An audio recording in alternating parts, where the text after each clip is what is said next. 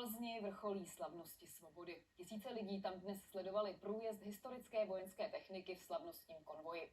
Toho se zúčastnili i 2 století američtí veteráni, Joseph Tarmont a Gideon Cantor. Od konce války jsou na západě Čech vůbec poprvé.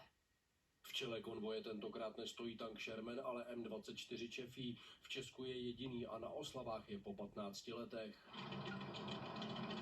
Byly to první tanky Chaffee M24 a M8 Greyhoundy, které vstupovaly toho 6. května do Plzně jako průzkumné jednotky.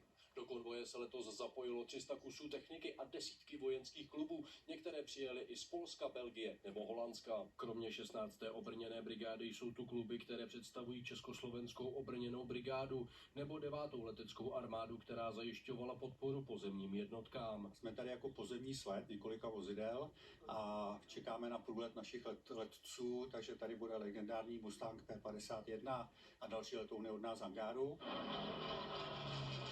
V 11 hodin vyjíždí konvoj na Klatovskou třídu, na ní jsou v tu dobu už tisíce lidí.